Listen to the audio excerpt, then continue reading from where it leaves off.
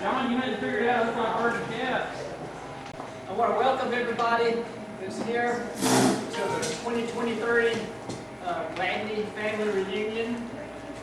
We're in Covington, Georgia, about 40 miles east of Atlanta, the Hollywood of the South, they say.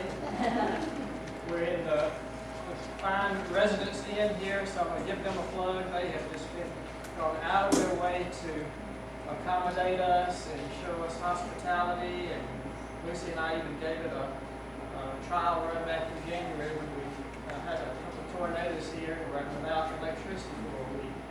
So they passed muster then, so we're glad to be here now. Hopefully we have some fun things and interesting things lined up for y'all this weekend.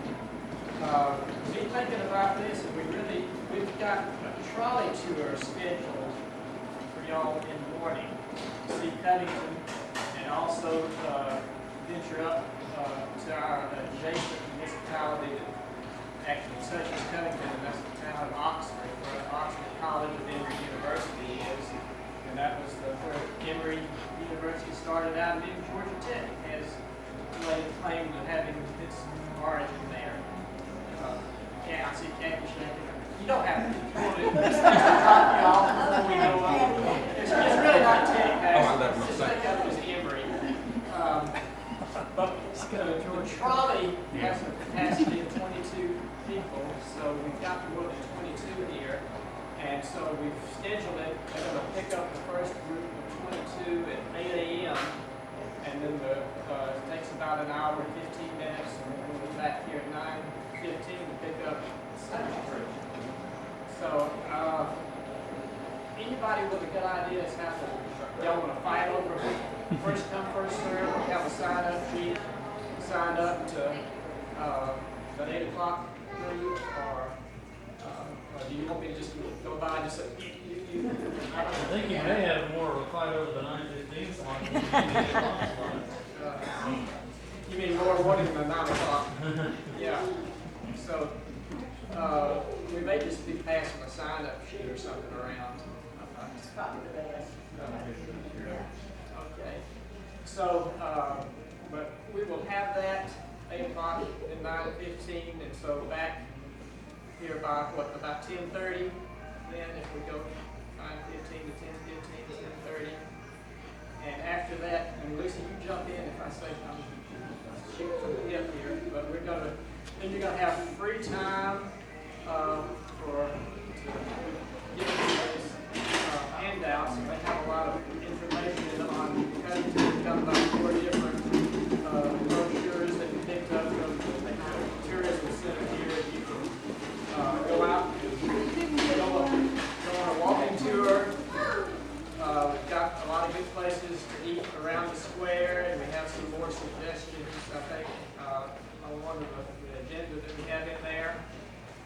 We're going to have our board meeting back here, right here, right there at 1 o'clock. Oh, 1:30. 1:30. And but we'd like to encourage anybody who's welcome to, not just the officers, people that are on the board, but anybody that wants to hear what we talk about finances, talk about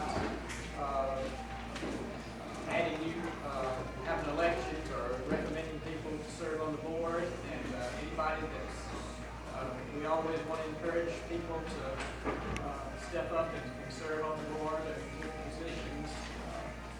That's always something that we're trying to encourage. And but you're going to have a lot of free time from really 10:30 till we want to have everyone gather, meet out at our church, Hopewell Social Reformed Presbyterian Church. It's about 12 miles, I'd say, south of here, south of Covington, south end of County, and we've got directions there. Our church, we're going to go on a tour of the cemetery. You won't see any Gladney names probably on the tombstones unless they're middle names out there. But a lot of family names that married into the Gladney family. You'll see Stewarts and Thompsons and Weldons and Aikens and Wilsons and Harveys and Chestnuts. Yes, Chestnuts. Or Chestnuts than anybody else that married in. So, and we've got a lot of people here that can talk about that. I grew up in that church. Eleanor grew up there. James and Paula grew up there. So we're going to walk through the cemetery. I have one of our former pastors back in the 80s. His wife went through there and listed all the graves at the time. They were by row and names, and so you can go down this list and have a name that you're interested in finding a particular grave for. And then we're going to go into church. Hopewell, the area was settled about 1825, and the church formally organized in 1830. The sanctuary that's there now was built about 1860. So we're going to go in and tour the sanctuary, talk a little bit about history. I have some of the original session records. First ones that Eleanor took the old records and typed those up back in the 80s. What are you shaking your head for? Remembering. And so I'm going to read you some of the minutes, particularly the very first, entry there that talks about the original families that were the original ones to make up the membership roll as well. And the ministers that were there when the church was organized, and just some of their very brief comments. At the same time, it's interesting to read those names and think about how long ago it was.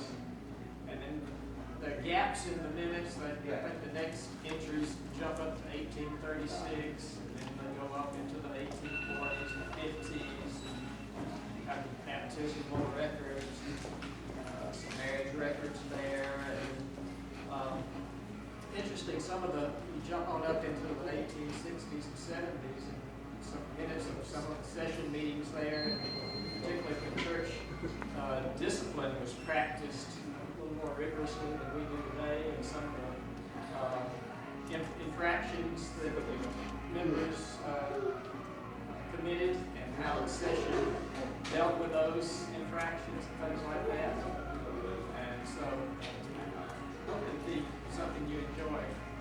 Just seeing a church that is named Hopewell. There are a lot of Hopewell churches in our denomination, and many of the families came from Fairfield County and Chester County, or just about all of these that originally came here. And so you'll see names, and many of the same names that we've walked through cemeteries in Lightwood and Fairfield and Chester counties. And then we're going to have a catered dinner again tomorrow evening in our community center. This is one of my things now. Be sure to check with Tim on your getting in the database. That's right, you get your name tags. And then the highlight, I think, of our evening again is going to be Reverend John Paul and Melanie, wife Melanie Marr, and John Paul and Melanie.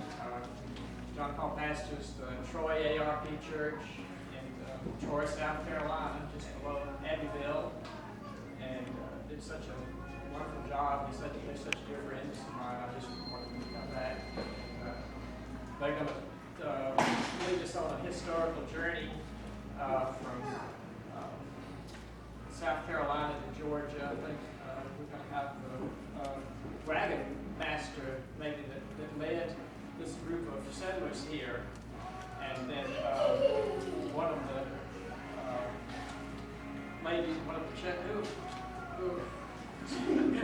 Jane Gass Ashton Gladney. Gladney is going to be maybe queried by the wagon master on this journey. And so I hope you'll all be thinking of some questions that you may have for Ashton Gladney is about the journey and what her thoughts are on that, maybe what she anticipates. So, if you don't have any questions right now, you can have some later. You can ask me or look at your handout sheet. But again, I want to thank y'all for being here. Hope we have a fun weekend. I'd like to have a blessing right now. And Connie, would you ask a blessing for us? Dear Lord, as we gather together to celebrate family and faith, bless the food for our bodies, bless those who prepared it. Let us gather and fellowship, faith together, as children of God, and give us traveling graces on our way home on this day. So I think we have a great time here. We got some cookie, brownie dessert here, and sandwiches are in the room across the way there. So it looks like we've got plenty of food. What time's the meal tomorrow night? Tomorrow night is going to be, we're asking everybody to gather there at 4. 4:30. Or 4:30, thank you. I'm all, it's half hours. 4:30, and so. Meet here at 4, right, okay, so we're gonna meet here at 4, leave at 4. We're gonna caravan? Their instructions or the directions are in the handout, so if you have any problems, let's. And so, we'll be eating probably around 5:30, something like that, I think. I think they're gonna have some hot plates tomorrow night, and plug it in and it'll stay warm. We're still walking around or in the church. We'll be flexible on that.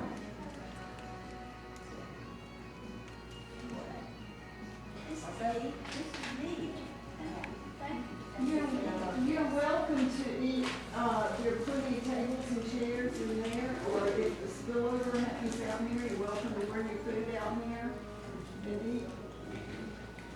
Can I give y'all something to drink?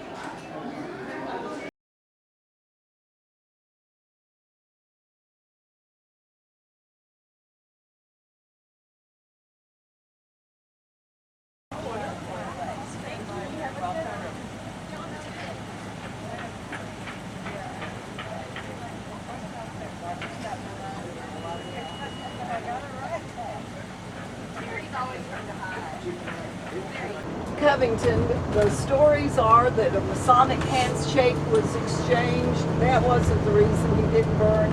Somebody said he had a girlfriend here. That wasn't it. He really was just in a hurry to get to Savannah by Christmas so he could give Savannah to President Lincoln for a Christmas gift.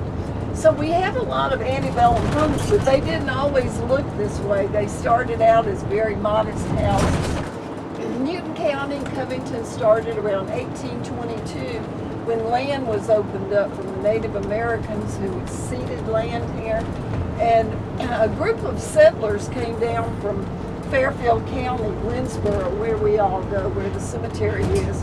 They came almost in a wagon train, and John Paul and Melanie are going to tell us more about that tonight. And they settled out in the country in Hopewell, where we're going to have supper. And as they accumulated more resources, they moved into town and sort of built their industries here.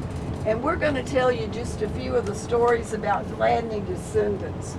You won't hear a lot of Gladney names in Newton County because there were no actual Gladneys who came here. Richard Gladney's daughter, Jane, married a Chessman, and she came here on the wagon train, and that's where the Gladney presence in Newton County started, but there are many, many, many Gladney descendants here in Newton County through the Chestnuts. 6 Chestnut cousins in the first generation married 6 Thompson cousins. They were cousins in Fairfield County, and cousins married, so you'll hear Thompson, the name Thompson a lot. You'll hear Harvey and some of the other names. Weldon's a common name from Fairfield County. But there are a lot of presents, things that are from Fairfield County. Now, I think in my notes I gave you a little thing about the Cricket Frog Trail. And if you'd like to take a shady walk, a level walk, a short walk before it gets too hot, there's a 17-mile rails to trails trail here that's mostly in the shade. We'll show you as we cross Tara. Our driver is going to stop for a second. You can take a little stroll up into by the backyards of some of these antebellum homes we're going to look for. If you're like us, we like to gawk, G-A-W-K, and that's a good place to gawk. And this is the Cricket Frog Trail right here. And so it starts about a mile and a half west of here. Go that way. And like Lucy said, yeah, go that way, and you can see the backyards, and it eventually ends in Newbern, Georgia. And there's only one portion of it that's not completely open. There are a couple of railroad trestles on there, and they still have one about 3 miles out that you would have to stop and get off and work your way back around to get back on. But it's a beautiful for biking, walking, running, anything like that. The Sakash spent yesterday afternoon at the little antiques and stuff down the way there. I think they recommended if you're in an air-conditioned place, you can get lost in there for a couple of weeks. It's real big, just packed full of things. Real cool in there. One of the oldest buildings in this area is this old bank building. We refer to it as the bank building. We'll point out in a few minutes. It was actually built around 1840. It was moved here from the little town of Oxford, and it served as a hotel for a lot of years. It's empty now, but I think they would sell it to you if you didn't want to lease it. It's this building with the columns on the corner up here, and it kind of puzzles me as to how they moved a building like that or why they moved it. It was a dormitory for students from Florida out at the college. We're going to be visiting that later. Looks like the one in Winsboro. It does. It looks very much like the one in Winsboro, built by some of the same family. They had to get good use out of the plans, I guess. That's right. You If said they that had the plans. students were from Florida. that They had a lived there. Florida dorm, they had an Alabama dorm, they Oh, had but a it Georgia dorm. It I was just think- the name of it, not, they No, it didn't was segregate the students. No, it was just for the students' parents from Florida built it for their children. Really? It was like a communal college dorm. Oh, that's Just, interesting. yeah, I never heard of they replaced it with another Florida dorm. So it lasted that practice quite a while. Over here is our old historic courthouse. It dates from the late 1800s, and of course we have some new judicial and administrative buildings here, but the county commissioners, the chairman and county manager, they still maintain offices here, and up in the old courtroom upstairs, the board of commissioners hold their bi-weekly meetings there, and they have a lot of just old some historical documents and things you can walk through there when it's open. The square used to be growing up here, and I know Alan and Judy can remember a lot of, we had a couple of dime stores, 10-cent stores as we call them here. We had a Tasco, Economy Auto, Firestone, those types of businesses. A lot of clothing stores and shoe stores. And as so many old towns have suffered from the big box growth in the area, went out of business, so now you have a lot of restaurants and boutiques and little things like that. Hey, there's my old store. And I was about to say, Alan's family had a major appliance company right here on the right. Mom and Pop appliance store. Yep, and so Alan has sold a lot of appliances there and serviced a lot of them, and right here. This brick building here, if you watch In the Heat of the Night, this used to be our old post office, but in the 80s it served as the fictional Sparta police station. So if you watch In the Heat of the Night regularly, you'd see Carol O'Connor and the police standing out front here, and the police cars parked here, and they would be going in and out.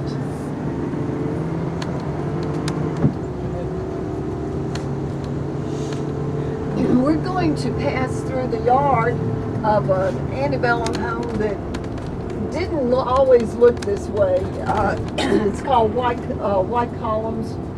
It was the place that Margaret Mitchell selected when they made the movie Gone with the Wind. She drove around looking for places that they could use in the scenery, and she picked this as the home for, was it 12 Oaks, I believe, in the movie. And it's a very old home, but if you'll notice, it's not as big as it looks because the columns are set off from the house. Right. And it started off as a fairly modest home and just got added onto. It's a bed and breakfast now. It was built in the 1840s. It's been used for a lot of movies here. Alan, do you remember when Larry Hagman was here? Didn't he stay here? I don't know where they hid Larry when he was here. They I squirreled him away. think I read whoever owned it then, he knew them or made their acquaintance, and I think may have spent some time here. George C. Scott directed an episode here. Who played Pat. Uh-huh. Yeah. Uh-huh. Yeah. I can't remember the episode, but Larry directed 3 or 4 episodes. I remember when didn't Jack Carroll live here? Mm-hmm. Yep. Years ago when I I was forgot. doing appliance service, he wanted me to look at an old stove that was out behind the car shed there. Uh-huh. So he took me out there and we was looking at it trying to decide if it was for a fixer or not. Pulled out the bottom drawer and the possum stuck his head up. That was a lot of fun. This is, and Lucy can tell us more, Sale. Dixie Manor, 1.4 million. Oh, is I that think. all? But it's probably that much in maintenance. It's spent utility every year too. But I think it started out as one of these more modest houses that was added to, and Lucy can tell you about the Civil War hideout. Gladney stories through the day. During the Civil War, our relative Benjamin Franklin Camp, who's a Gladney descendant, was being pursued by the Yankees, and he had hidden at Dixie Damn Manor Yankees. once before, and he got away, but they sort of knew to look for him there. Not many people in Covington would shelter him. It was a dangerous thing to do, but they had added onto that house and had raised the roof. And then they had raised the roof again. So there were 2 false roofs under the one that was showing. And he was able to hide in between the 2 roofs and got away once again. I think he left Covington after that. But the house has a couple of secret staircases that go down. There's an outhouse in the back that's a replica of the house itself. I like to say it's a playhouse, but people say it's actually an outhouse. But it is on the market. It's one of the oldest houses, and it's unusual because it's a brick house, a brick antebellum, and they're fairly rare around this part. That was a real luxury to have a brick home in those days.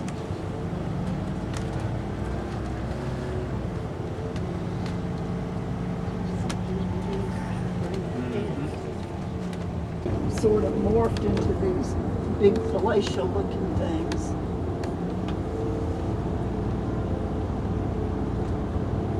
Yeah, we're going to look up here.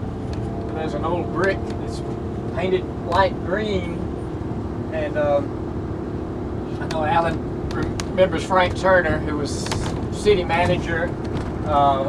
He's retired now. That's where the flag is. He and his wife lived there, but that's probably one of the oldest here.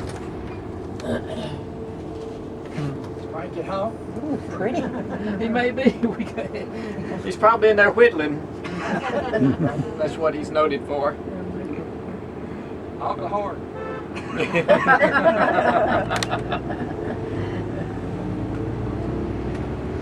And we're gonna, this is the Methodist church here on the left. I think the sign out front says established 1824, and it has a lot of history. Listen, I'm trying to help her save her voice a little bit.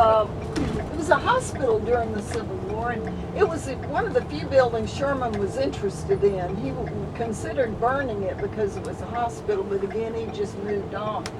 They made a movie here called A Man Named Peter, about Peter Marshall, who was chaplain of the legislature in Washington. And Eleanor, who was on the earlier tour, Eleanor is in that movie. You can see Eleanor. She was a young girl. Ask her about it. She loves to talk about it. She earned how much? $5.10 for being in the movie. Peter Marshall was a Presbyterian minister. One of his first churches was here in Covington, in the Presbyterian church, which is a lot smaller. But they used this church to represent the Westminster Church in Atlanta, a big church where he preached after he left Covington.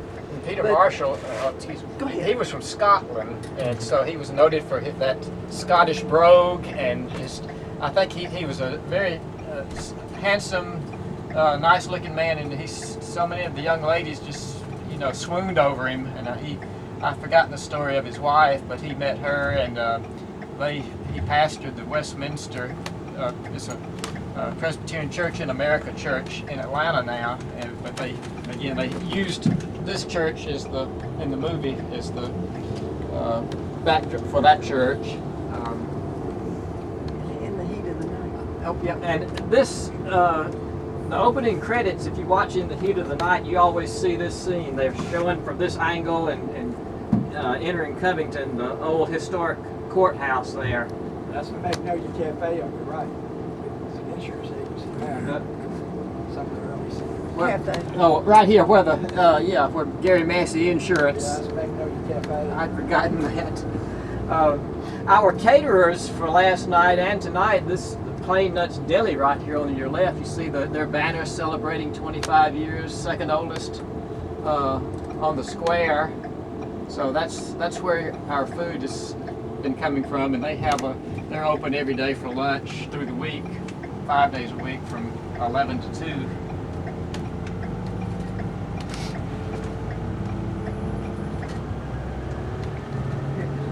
We're going to go down this street, and at the end of this street is a large brick home. And this is the old Dave Thompson home. Dave Thompson was a Gladney descendant. And he moved from Hopewell into town. He lived in a hotel for a while. He worked in a dry goods store. In a couple of years, he owned the dry goods store. He bought a cotton mill. He owned a cotton brokerage. He invested in different stores, and he became a very wealthy man. But his home didn't always look this way, as you'll see. Now, they call it Longview now, and it's used in some of the TV shows. It's photographed quite a bit. And you can stay there. They have a B&B, an Airbnb in the back. It's one of the homes. Uncle Dave, everybody in town called him Uncle Dave. He died without children, so the money went to his wife's family. And John can tell you about his mother visiting here. My mother was born in 1916, and her maiden name was Thompson. And she would tell me that as a small child, she remembered they would come into Covington and go visit Uncle Dave. And they just thought that was the biggest treat because they thought he was the rich cousin that lived here. The house has not always been brick. It was only bricked up probably 15 or 20 years ago. And really big and majestic, but not nearly as ornate looking as it is today. There was not a fancy wrought iron entrance or anything like that. And the people there, actually, two gentlemen lived together there, and they came in and really fixed it up and bought antiques and made a little showplace of it, and have the little cottage in the back, and added some property to the estate. But I think I don't know. One of the most recent shows, and Tara may know more about the Vampire Diaries, and I think some of them was Yep, the Legacies, the originals. It's the Lockwood Mansion. Lockwood Mansion. Okay, I've never watched this show. I haven't either, but I drive a tour, so. But I know I see during the summer and weekends, and apparently Vampire Diaries is really popular with, judging on appearances, with young women from maybe 17 or 18 years old up into the early 20s, and you'll see groups of them just in mass, like they're all attached to one another, and they'll be going down the sidewalks, all staring at these places and taking pictures and like that. And so they know all the places, and they like to dine on the square at the Mystic Grill, because I guess the fictional town is Mystic Falls, Virginia. Again, I don't know anything about it, but I know that much. And the visitor center is about a block behind us there. If you're interested in those shows, this tour company owns this is what they do. They do the TV and movie tours, and you might want to take a tour. But the Welcome Center has a museum, and it has a lot of information about different things that were filmed there. And that's the driveway right there takes you into the historic Covington Cemetery too, and this is really good for walking, and a lot of history. Has an old Confederate cemetery back there, and they used to do ghost tours and things like that at Halloween, and have a guide that would take you through and tell you stories about some of the famous residents of the cemetery.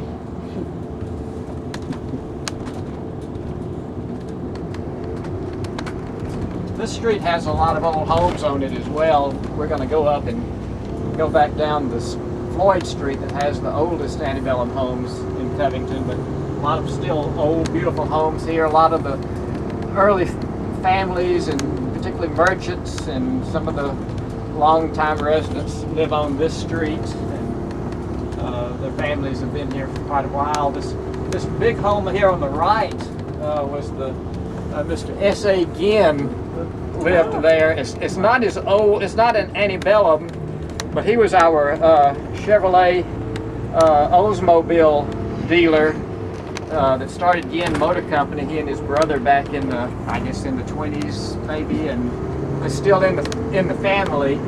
But the property, the dealership's in the family. The property here has been sold. He had about 70 acres there and had cattle and raised Shetland ponies, I think back in the 50s and 60s, and I think even used a offer of buy a car, get a free pony. I've been told. I don't know if that's true or not.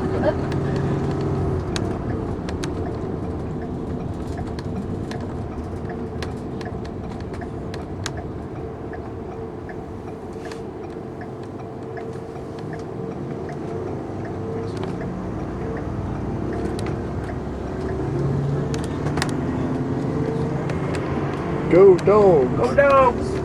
But I don't know if It's a Thompson house. It's a Thompson house, so a Gladney descendants. Pretty. But it's no one It's got a seems metal to roof keep too. it very It's in long. strips. It looks like tile, but it's in big. His name was Samuel Thompson. And they were always competing with each other for who had the most and the biggest. And when the Swan family built this Swanscombe we're going to see, Sam and his family built an identical home on the other side of town. So he wanted to be sure he had at least the same one. We'll stop here in a minute. I'll tell you a little controversial story about Swanscombe. It was sold a few years ago, bought by a lawyer, and the lawyer signed the closing papers, the contract, but when he came to the closing, he didn't bring enough money. And he just harangued this is Swanscombe, he harangued the owners long enough for 2 or 3 hours into taking the money that he had brought. And it kind of ruined the lawyer's reputation around town, but he got the house. So we'll drive by and say, well, he got the house. His reputation was ruined, but he got the house. and he owns several of those antebellum homes. The Thompsons had another home next door. That the house is really close to the street here.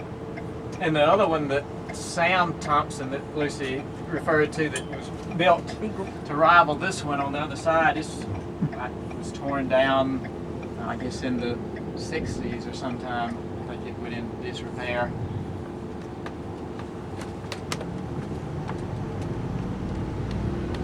First Baptist Church here on the right. Growing up, we had the First Baptist and the Methodist and the First Presbyterian here. Those were the prominent churches back in the 60s.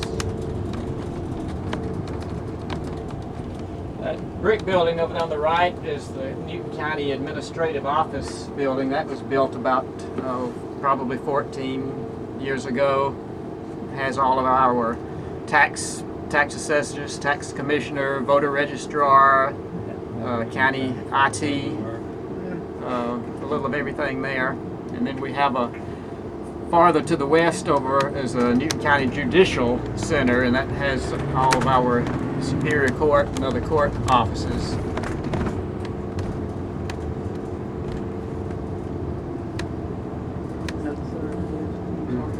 But a lot of places to eat around here. Tacos and tequila? Yeah, that's a fairly new one, but people tell me that it's good. I guess tequila will make anything palatable. Let's go to police number 6, Saunders Lodge. Oh yeah, and that's historic too, isn't it? Yeah, that's my home lodge. Ah. The rents from downstairs help keep up Yep. the lodge. And the mural inside the building, Uh-huh. fee paid to the lodge, to Oh. place it there. Uh-huh. This was the First Presbyterian where Peter Marshall preached here for a while.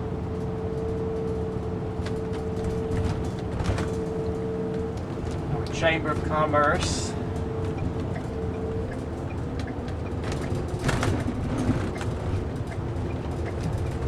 Another Gladney story. This White House on the hill on the corner is the Stevenson house.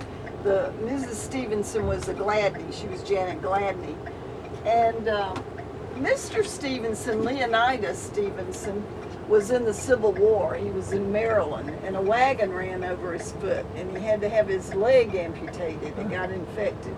So when the war ended, he was in Maryland without a foot, without a leg, and he needed to get back. And the Army had an old broken down mule named Peter, and they let him ride old Peter back from Maryland back to Covington. And when he got back to Covington, Leonidas found that the whole area was devastated, that when Sherman came through, he took all the livestock, and there was no livestock here. Smallpox was a big problem. So Leonidas was able to rent out old Peter for plowing. And he became one of the richest men in the county by starting with this broken down mule that he had ridden home.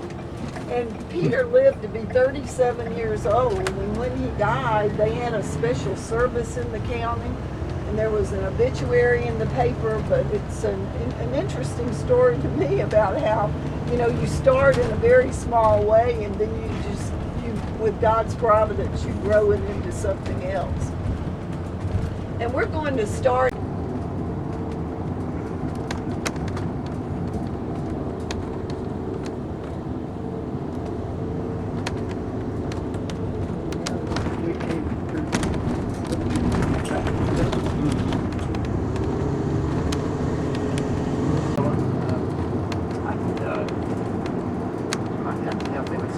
I'll tell you if they were on. Okay. We're gonna go up here and circle through part of Oxford College and point the bus in the direction of an old antebellum home. It's called the Alexander Means House, and also named it Orna Villa, which means birdhouse. Is that right? Bird. And it's Lucy attended Oxford College, and is Glad Eldridge, who was on our first ride. And Ornavilla was where all the students, so it was reputed to be haunted. And so his college kids are want to go out and snoop around and see if they can see any signs of anything going on there. So I think Lucy can remember doing that. And the story is that Alexander Means he was president of the college then, when they still had a president. They have a dean now, but and he was a kind of a Renaissance man. He did a lot of different things, and his son Toby, when he was of college age, he expected him to attend university and get a good education, but that was not on Toby's agenda. And so he had a big argument with his father. He just wanted sort of like the prodigal son. He just wanted his money so that he could go out and spend it on riotous living. And apparently they had a big argument, and Toby stormed out of the house, never to be seen again. And then a few months after that, or shortly thereafter, strange things started taking place in the house, and doors slamming and different things like that. And so over the years, there have been different owners that have had stories that they would tell. One of the prominent families was a medical doctor here, Dr. Terrell Tanner. They were very devout Methodists. He was on the, I think, board of our Across the street. Salem campground. Yeah, there it is across the street over there. And they apparently gathered in prayer one night and prayed that this would end the hauntings and things like that, because they had experienced some things, even though they were very skeptics, and I think it subsided for a while, but apparently the current owner is Tara, our driver, was telling me about the lady that owns it today still insists that strange happenings take place there, and she allows people to come there and have pictures made. And does she charge them anything? No, it's as long as you're with our tours, our Epic tour, we come there and take pictures. And we're actually having a party there with one of the Vampire Diaries people that was filmed there.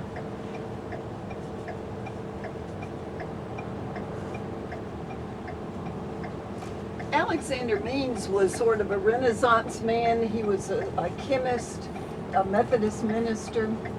He studied with Faraday, and Faraday, invented the incandescent bulb, and Alexander Means was able to produce incandescent light. He didn't build the light bulb, but he could do the incandescent light. And he had a lab here on the campus. And this was the beginning of Georgia Tech. Georgia Tech started on this campus in Alexander Means' laboratory. Sorry, Kathy, do you need some oxygen or anything? Kathy is a rabid Georgia Tech foe. So, a lot of history here for a lot of different things. We're going to go. We're just going to show you a little bit about the campus. You're welcome to come out here. We'll show you where to park. It's a nice place to get out and take a short walk around the campus. If you're into really wholesome, whole foods type things, there's a dining hall out here for the students, and they welcome visitors. They have a lot of fresh things. You're welcome to eat there. We'll go by in a few minutes if you want to come back out and have lunch there. When I was here, there were about 400 students, and now there are about 1,700. Almost all of them are pre-med. It's known for its science program. And I was a science major when I was here, and when my fellow students were out at the town dump doing the hokey pokey, I was in science lab, so I missed a lot of the fun those days. But I still had some fun. We can make up for that tonight, Judy. Oh, that sounds good. Come out here.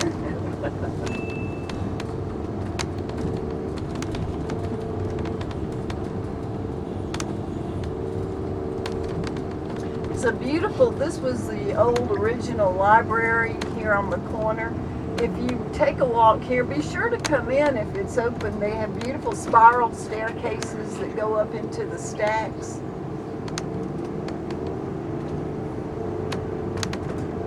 Lucy's going to tell you a story around here. One of the buildings back, I guess it was in the 60s, there was a professor here, and it was a professor that had the zebra, right? Well, it was actually about 10 years ago. Oh, 10 years, okay. But it was in his family, wasn't it? It was, anyway, some of the Oxford students kidnapped the zebra and carried it up Into the tower of City Hall. But that's not good for zebras. And the zebra freaked out, and they had a hard time getting. The fire department came and they had to put the zebra down. So the students got a real bad reputation. The college got a bad reputation. So they tried to turn it around. They had zebra T-shirts. You know, we support the zebra. We're sorry about the zebra and all this stuff. If you come out and want to take a walk out here, the quad is very pretty. Some of the buildings are open. The chapel's very pretty. You can park right in this area and walk right through. You just tell them you're Gladney's. If anybody says anything, if the police say anything to you, just tell them you're Gladney's and you have permission to park there.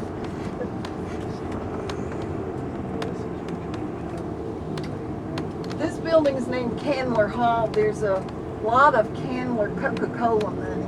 The Candler family's given just millions and millions through the years to Oxford. They're big supporters. A lot of statues used to be on the quad. They've started moving them off because of ties to slavery and the Confederacy. There's a Confederate cemetery down beside the chapel. If you walk through, there's a little wooded area and a Confederate cemetery there, both Northern soldiers and Confederate soldiers. This is an indoor pool now, but it was the original laboratory where Alexander Means did his experiments, and that's where Georgia Tech claims that they started in that building.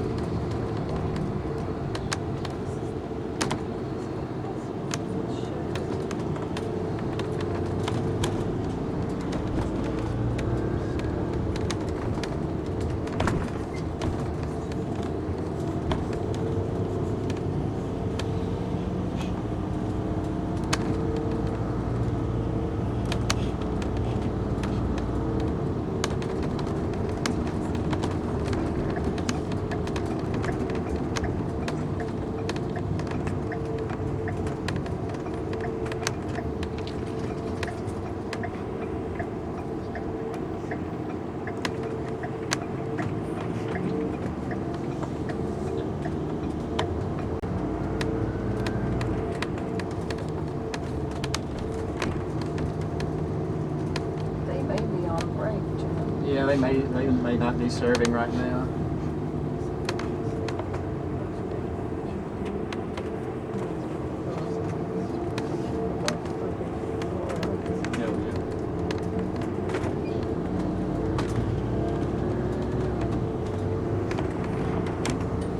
It's considered a part of Emory. You're a full-fledged member of the Emory campus, and they have shuttle buses that run all day that will take you to the Emory campus. And some people take classes there.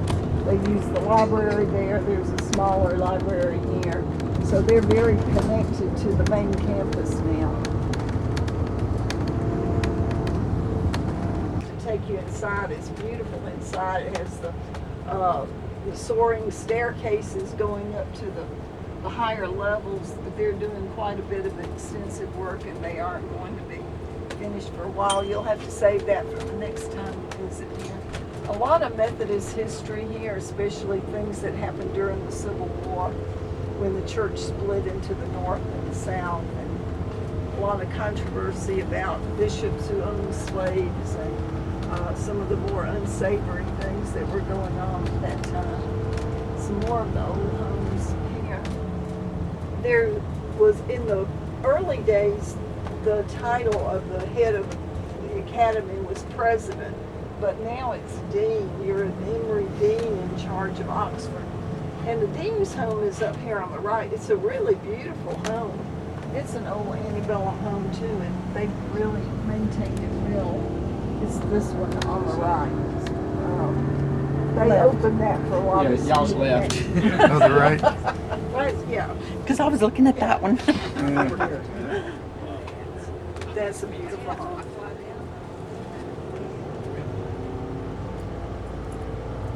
You know, it's a good place for people that live out here or anywhere just to come out here and walk, and you see a lot of runners, and it's just a real calm, peaceful area. Was a student from Japan. His last name is Sato. You can look him up on Find a Grave and find out more about him if you'd like. But he came here.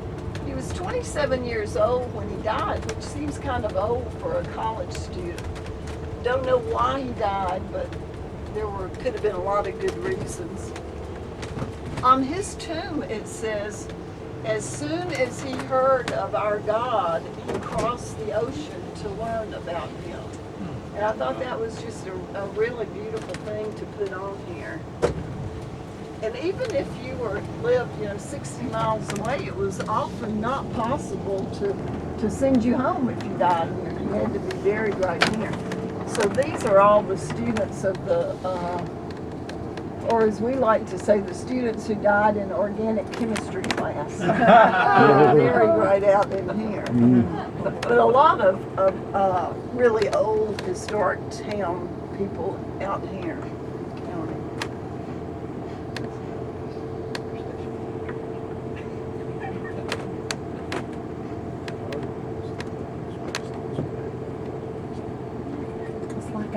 At the Winsboro, at the Gladney Family Reunion. Is it the old iron?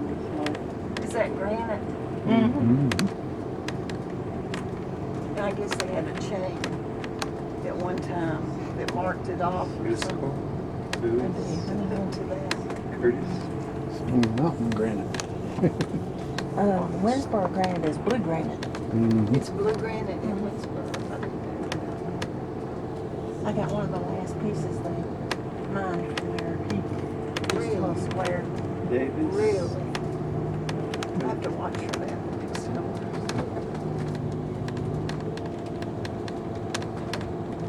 Gun.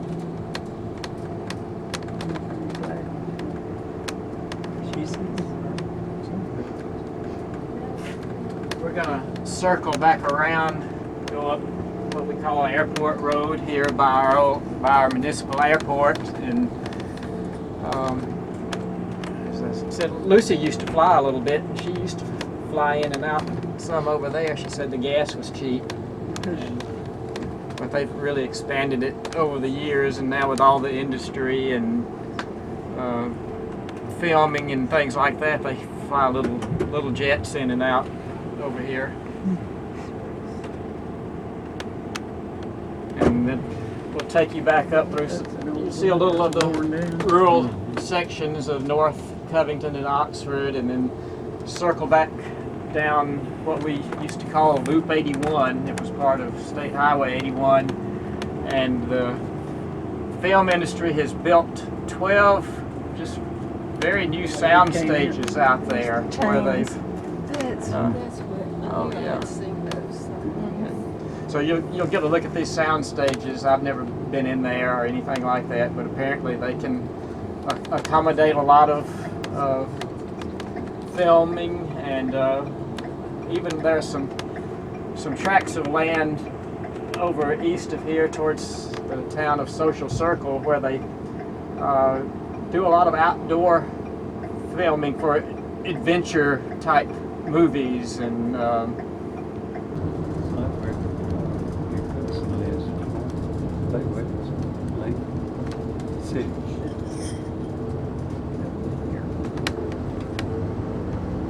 John, did you say one of these are liquid?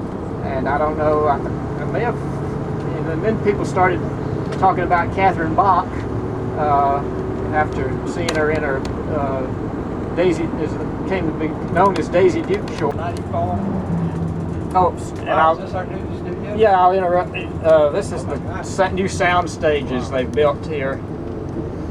Wow, this is awesome. They started out with 6, and they have just recently built 6 more, and they are looking to add on with the municipal airport to get larger private jets to fly in. Oh wow!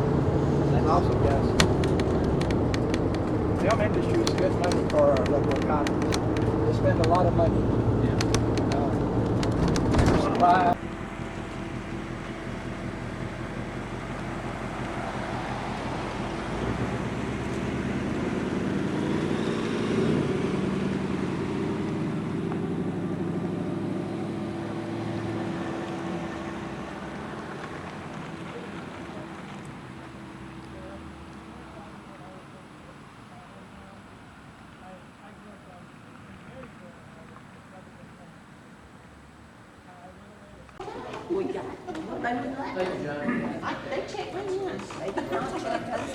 She said, oh, your friends at the event. That's when we found out, no electricity and that. Hey, video dude. I mean, we went Betty had You got my voice on there.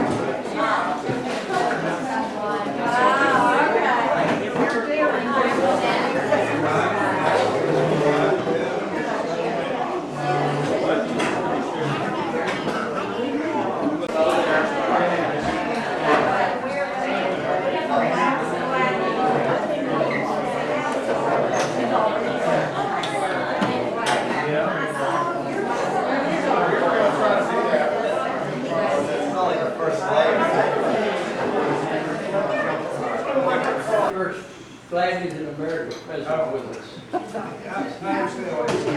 It is. I'm George Washington. And I'm But the John's the old first man. president, and he really kicked off the leadership, and he's had to deal with attorneys and whatnot, and that, and getting our charter going and getting it in. But John was our biggest, best leader ever, and he kicked off great. Thank you, John. Thank you. And we can include Dan in being a great leader Absolutely. as president of Gladney's in America. And you too, appreciate it. You too. You too. Oh, yes. Oh, no. Tara said that her job,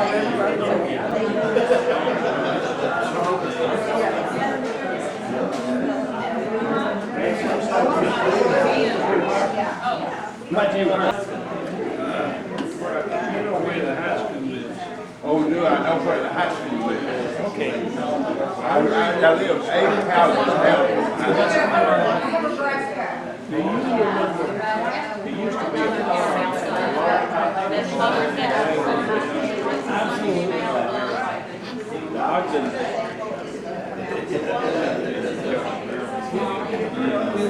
Before I see it there,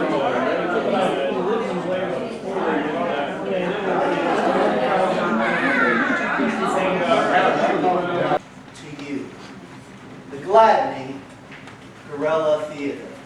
This is actually my 3rd family reunion in 8 days.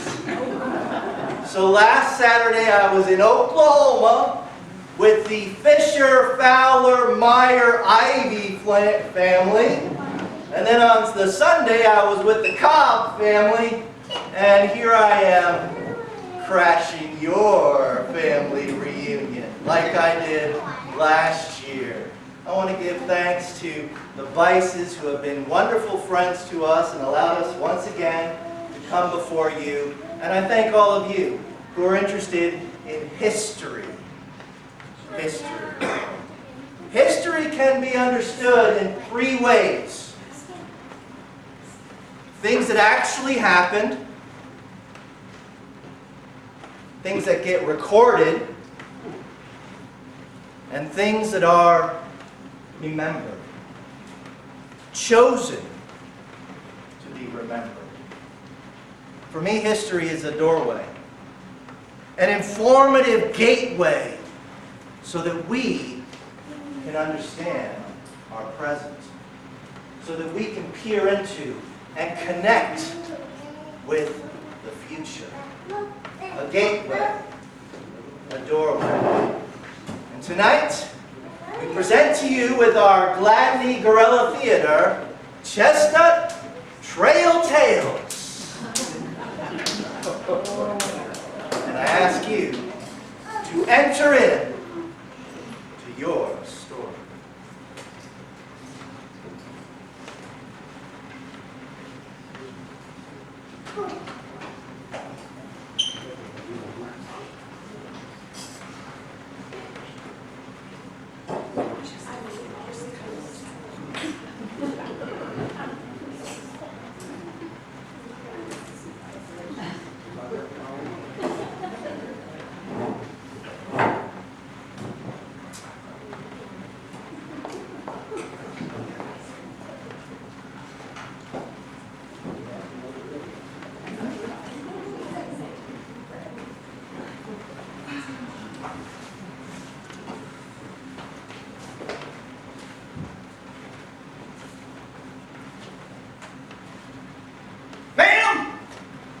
Are them there your youngins that are hooting all around your side of the camp? A few are mine. Probably hooting, as you say, sir. Not Tucker! Too much friggering for my sensibilities. The children do need to get some energy out besides walking. They call it play. Play? Heard about something like that. Wasting sunshine, I'd say. No, no, sir. It has been a long, exhausting day. It'll be a longer day tomorrow. What with us trying to cross the Savannah River on that sandbar ferry. Oh, this isn't going to be no Queen of the Nile trip. Well, we've discussed that, and we have 2 wagons we need to get across. Across? Why, you think this is going to be some straight arrow from one side to the other? We are concerned, about our Conestoga wagon as well. Oh, the ship of the desert! A Palatine, Pennsylvanian. Oh, hickory, I reckon. Or a white oak. Woo! Loaded down. Well, most of our household goods are in it. Well, like I spat before, Queen of the Nile. No, just a large traveling family. 10 children. And my daughter Sarah and her husband Jim, they're taking care of my newborn. 10 whippersnappers. You are an old one. An older and wiser 39, Mr. They call me Drover Red on account of my red hair.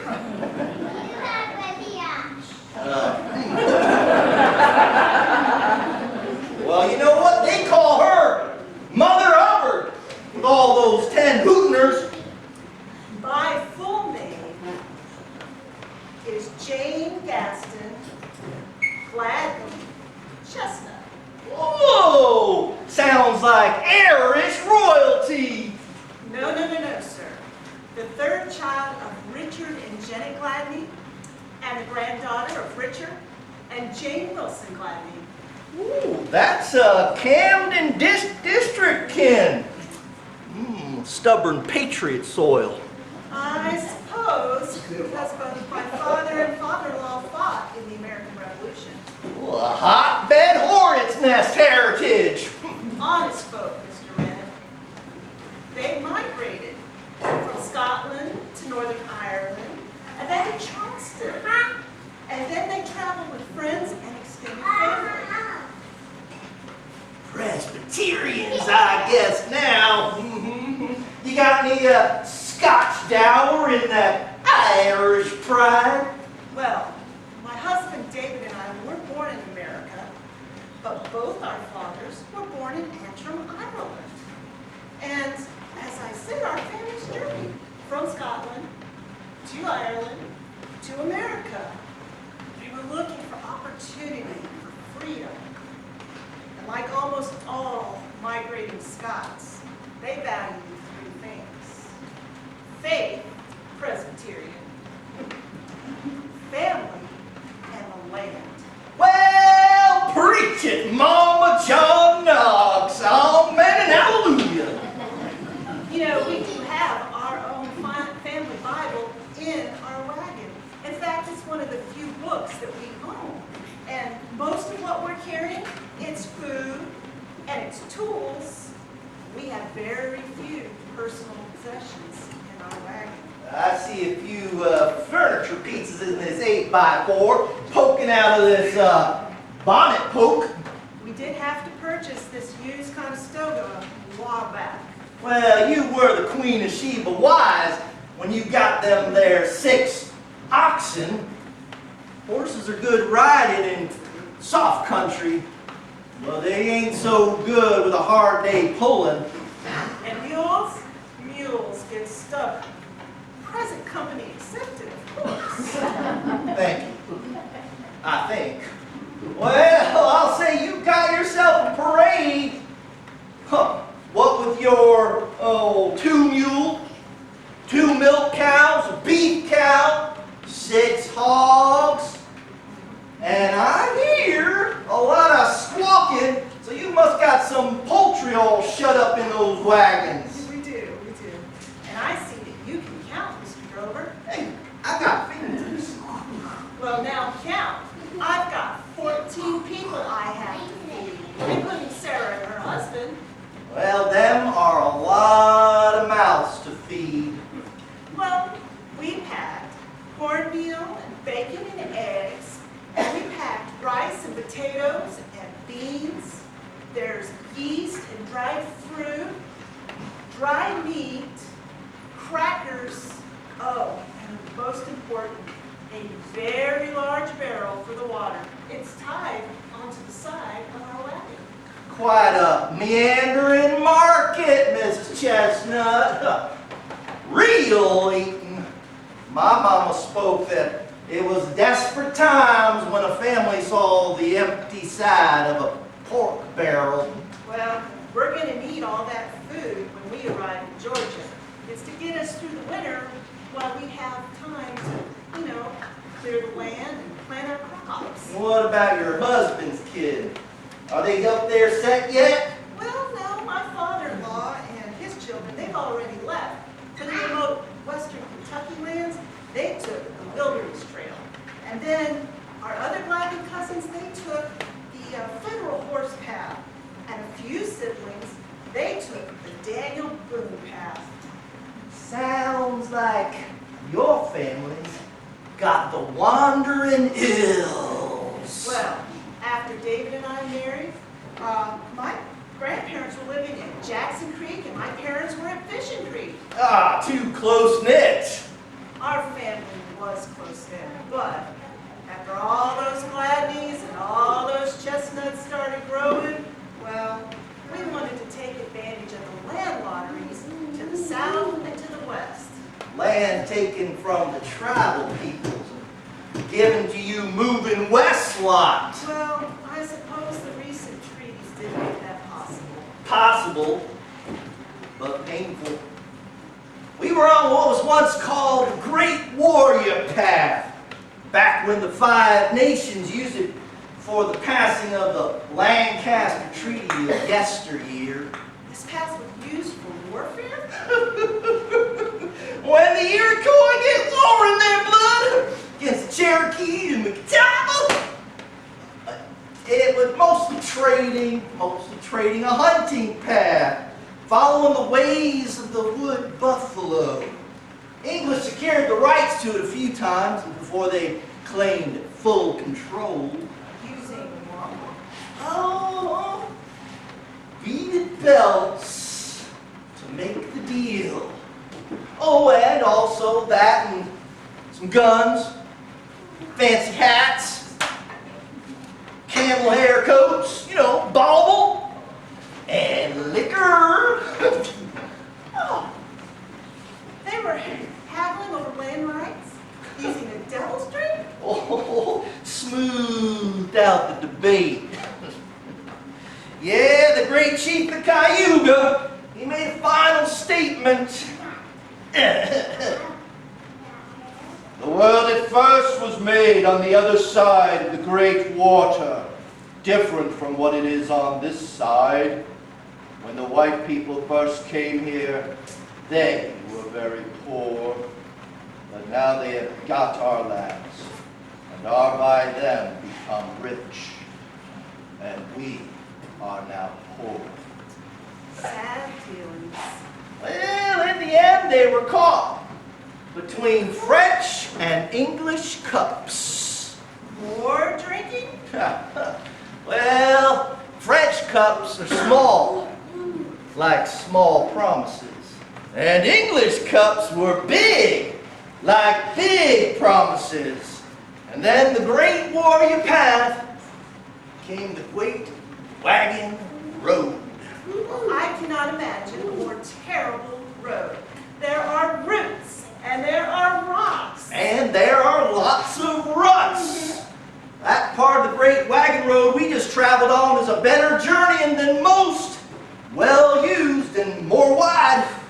I was used to the sandy surfaces and the gentle hills in Fairfield. None too easy here for wagons and such. And as families walking the whole way, some of us herding the livestock, carrying the young children, and keeping those oxen moving forward. The great road in good Lord 1826 was one of the most heavily traveled roads in this here America.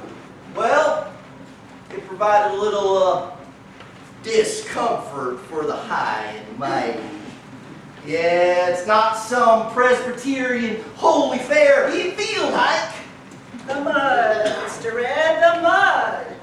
That third day with the heavy rain, we were unloading the wagons. We were taking apart the wagons, and we were carrying every piece down the road. And then going down different weather routes depending on if it was raining or flooding. Well, washboard ruts make much of this cherished impossibility slow going. Only a single mile on a day. The men and the older boys, they had their hands full just managing the oxen. And you know what that left for the women? We had the hard labor keeping all that livestock going along. Well, I hate to tell you, Miss Gladney, but it's going to get more rugged to reach Newton. Oops. Now, there are those uppity stagecoach places. Yeah, they may be a day apart at best. You could stay at the Resident Inn. And that would be a place that could spend a more passable night. What?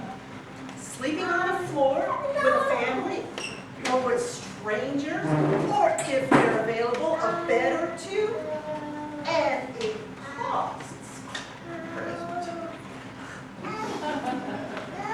Well, you could skip cooking the dinner one night, have a hot meal, and for a fancy dollar, you could get some grits and a little salt pork. Since we have livestock with us, we are camping each night. Well, take my my warning. We're about to head to that Seven Islands Road. And it's very ruddy, very narrow. It's another traveling trail that's become a pioneer path. One path to the next. This trip is taking weeks. Oh, and you've got another moon month to go. Well, we left in late summer after we got in all our crops, and that money was to pay for our trip. You escaped some of those fiercer autumn and winter storms, though. We did. Oh, now it's warm now. Cold days are coming. The weather, that's one thing. But on this trail, the thieves, the outlaws, the renegades and the drunks, and the drovers, with your hogs and your cattle, and you separate us or you get us stuck on the side of the road. We call this the Drover's Road. You know, I prefer to get my hogs to market more than 1 mile a day. Mr. Ed, we rise early every day. We leave before sunrise to take advantage of the cool.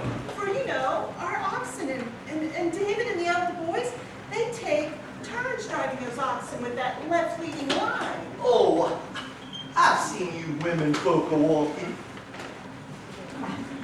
Oh, and the chitlins, I know, they get carried along in the wagon or carried along on the wagon arm. Look, our hootin' children, as you call them, they keep the hogs and they keep the milk cows and they keep them moving forward, you know, using a switch stick so they don't get too far behind, ahead, or too far behind. Punctuation noted. Well, I guess, yeah, women do some chores. Cutting wood, taking care of the youngins, preparing the meals. Yeah, it's not easy. Cooking on fire takes time, especially if you don't want your buns burnt or your fingers burnt. So our days, every day, we leave very early in the morning, long before daybreak, and it makes it necessary to stop early in the afternoon so that livestock can be cared for and rested, and those cooking fires and all the meals for our family can be prepared. Which means no time for hootenering, and certainly no time for play. Well, at least no time for griping. No time for nothing, that's for sure. There's time enough to be a family, Mr. Red. I'm proud to be part of a family that has such endurance and optimism. And well, I'm thankful and I'm prayerful that those generations that will come after us, that they will have a love the same three things: faith, their family, and the land. God has richly blessed us. And you have a goodly heritage.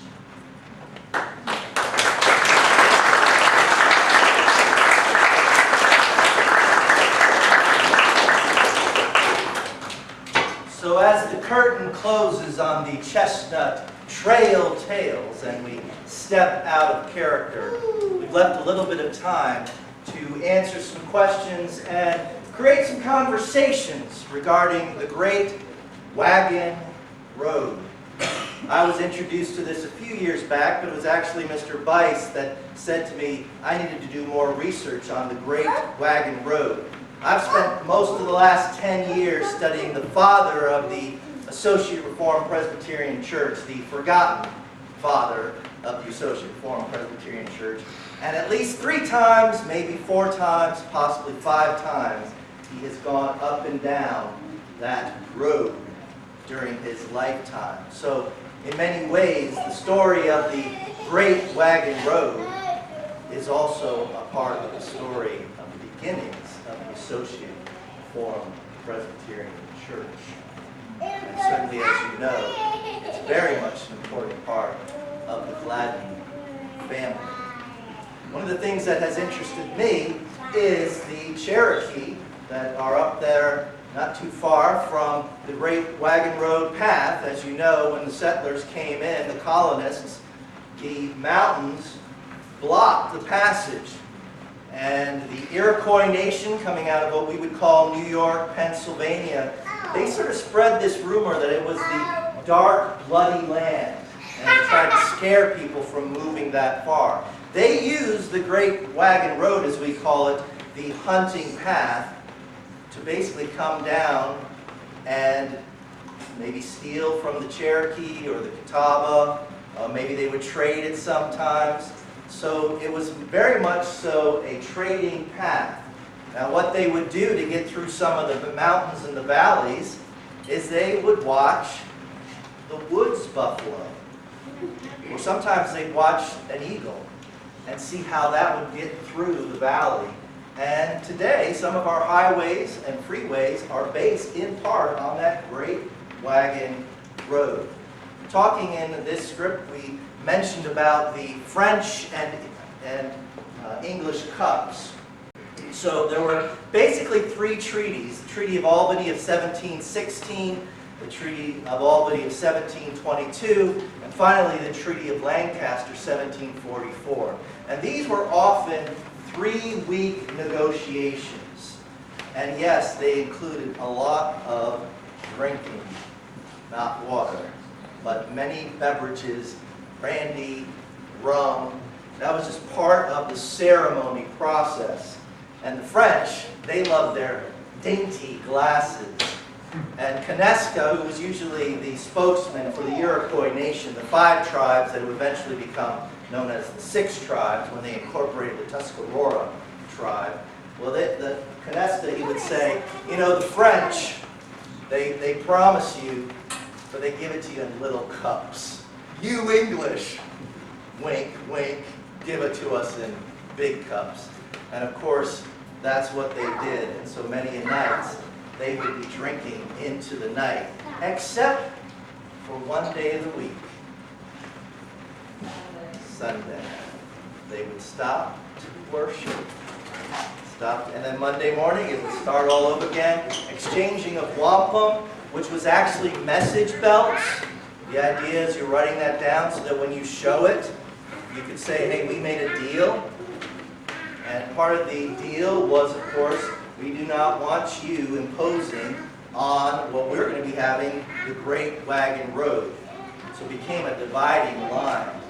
And as you know, little by little, it became very contentious. But the Iroquois nations, the 5 nations that became the 6 nations, eventually sided with the English during the French and Indian War. And the Shawnee of the Ohio Valley sided with the French. And they were quite devastating in some of their activities. So a very difficult war, what we call the French and Indian War. So with that, I'm going to open up some questions about the Great Wagon Road. And we'll do our best to field that. If you'd like to have some more information about the wagons that were there, we talked about one of the Pennsylvania-built wagons, you can ask our resident experts. So any questions about the Great Wagon Road, we might be able to help you further consider. Yes, sir. What was the route from the Savannah River to this area? So if you come over here, you can see that there was actually one main route, but sometimes it would differ depending on flood stages and rain. And so when we talked in our script about crossing the Savannah River, they did so on the Sandbar Ferry. But if you go up and down, you can see actually that there are still some home places that are stagecoach right there where ferry places were. Do you want to make another comment about that? So I'll bid you to come over here to take a look at some of that main route that came across. Basically, this went towards Augusta, not towards Savannah, as we know in Georgia. Was that north of Augusta, that's crossing? I don't know exactly where that was, but I think the idea was that it was north of Augusta. Yeah, so one of the things that we said in the script was when we think of a crossing, we think straight like a bridge. But you might go in here and you might get pulled a little bit downstream and get across, and you're looking for the sandy side to be able to get maybe beyond that to get to some place to bring the wagons up. You mentioned the wilderness trail that Alexander went to Kentucky. Do you have documentation of that? So the Alexander Trail, sort of beyond our area of study. No, since you mentioned the father, Alexander. Yeah, Chestnut. That was given to me, so I didn't research it myself. That's a good question. I'm just trying to pin that down because we've been to his gravesite in Todd County, Kentucky, and his son Samuel, which was David's brother. Does anybody have any information about that? Well, that's something we need to explore. Thank you. Not only that, the house that they built in Todd County, Kentucky is very similar to the picture of the fair, of the church at, what? Oh, okay. So some architectural similarities. That's how Alexander died. He fell off the roof on the ladder. But it's still being used That building. as a house. I have a few pictures of the house on my phone. Lucy and I were there about 4 years ago, something like that. And we were trying to find it, and we were told that the local banker in town owned the farm, and we went to see him. And he gave us some old papers, copies of some old deeds that when his family acquired the land, and it had I have forgotten the full story of how Lucy, do you remember how the Chestnuts? The deed was made out in Kentucky to Hopewell ARP Church. So that Hopewell Church came on west, that same name. And the Missouri group who's here, Terry and Jean, their family took the Daniel Boone Trail. Is that right? Where's Terry? Terry, is that your family that took the Daniel Boone Trail to Missouri?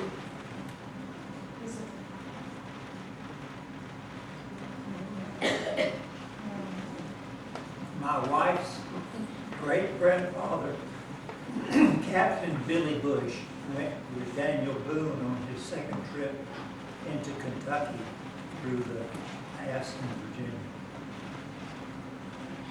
The ones in Missouri, all I was always told was that's how they got Missouri. Daniel Boone, they call him.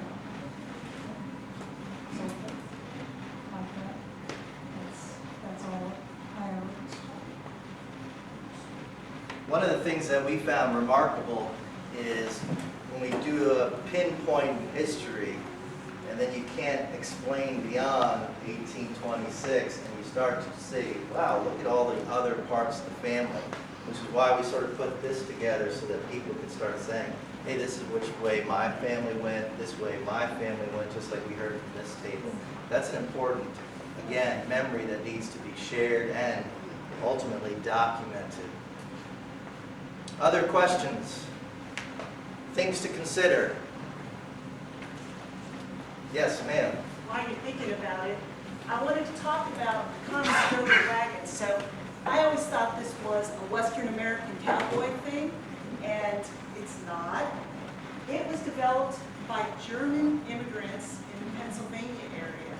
And the ones that would have been on this family's trip might have been about 4 foot by 8 foot. Now the ones that began to be developed for the western United States could be as much as 26 foot. So there's a wide range. And there's a little bit more information, but that was the first thing that surprised me. And then to know a little more about it, it was made bowed because you were going uphill and downhill and you didn't want the things inside shifting. And so if it was bowed on the bottom of the wagon, if you're going uphill, right, it's sort of, if you're going downhill, it keeps everything from going on. And I never, ever, I'm not a carpenter, but I would not have thought of making it purposefully code. The two first people groups who really used this as an immigration coming down out of Pennsylvania were the Dutch Germans and the Scotch Irish. And it was actually developed in the town of Conestoga, which was originally an Indian tribe that were there. So that's why it has the name. That's where those Germans lived. They engineered it, just like their, progeny today. They're great engineers, and it could carry with the oxen. It could carry about 7 tons. So that's about 14,000 pounds. That's a lot of weight.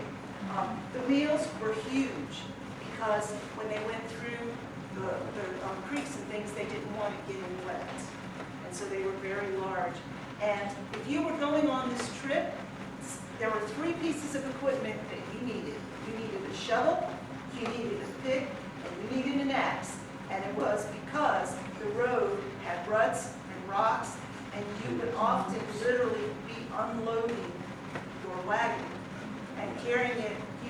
We talk about on a river, sometimes it's impassable, so you get your canoe out and you walk around until it's right. Well, the road was just like that. The mud and the ruts and things, there were just places where you just literally had to pick it up. When you found another place where it could be used as a wagon, you put it all back together and kept going. And I cannot imagine. In this day and age when we want it now, they just had a perseverance and I guess a deep hope of it was worth it to do that. So Mr. Bice mentioned many times that I was going to be the wagon master. But as we looked at the information that was given us, we realized there wasn't really wagon masters. Talk about how the wagon rolled along. You sort of mentioned it with the left side leading line. We talked about the animal choices. In the western Conestogas, they could. The wagons there tended to be a little bit lighter, so they could get away with horses. But they really needed the oxen to have the pull power. And they were led by a leading line on the left side, probably the head guy. And so whoever was making the wagon work was using this left leading line, and it was connected to that upper left animal, and they were making that animal go where they wanted, so everybody else would follow and make the wagon. We took a little bit, well, maybe we took more than a little bit of artistic license, but rarely would you have the drover talking with a lady in the actual campfire. So yes, we did a little bit of Hollywood there.